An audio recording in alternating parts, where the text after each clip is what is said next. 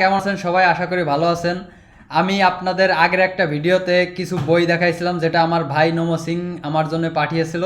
এই বই পড়লে কি হবে, কি উপকার হবে, সেগুলো আপনাদের বিস্তারিত আমার ভাই নমো সিং এখন আপনাদের শোনাবে। হ্যাঁ ভাইয়া, বলো। হ্যাঁ, এই মুহূর্তে আমার কাছে আছে 21টা বই। এই যে দেখতে পাচ্ছেন আপনারা 21টা বই।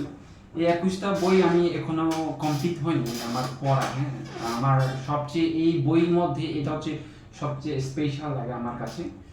নাম হচ্ছে রিচ ড্যাড পুয়ার ড্যাড। এই বইটা মূলত ধনী বাবা আর গরিবের বাবার মধ্যে যে পার্থক্যতা, মানে মানুষের মধ্যে যে পার্থক্যতা সেটা তুলে ধরার চেষ্টা করেছে। আমার কাছে খুব ভালো লাগে। এটা লিখেছেন সে রবার্ট টি কিউসানি। এই স্পেশাল যে মূলত যে এই বই যে মূলত উদ্দেশ্য হচ্ছে যে যারা ছোটবেলা থেকে লেখাপড়ে যে চিন্তা ধারণাটা আসে, যে চিন্তা ধারণা করে লেখাপড়া করে সেই সব ভাঙার জন্য এই একটা বই যথেষ্ট আমার মতে আর কি। হ্যাঁ, যারা জানেন না বা যারা এখনো পড়েনি তারা ইউটিউবে বা বিভিন্ন জায়গা থেকে আপনারা একটু ধারণা নিতে পারেন।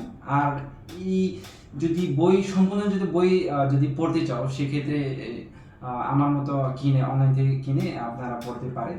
ধন্যবাদ সবাইকে।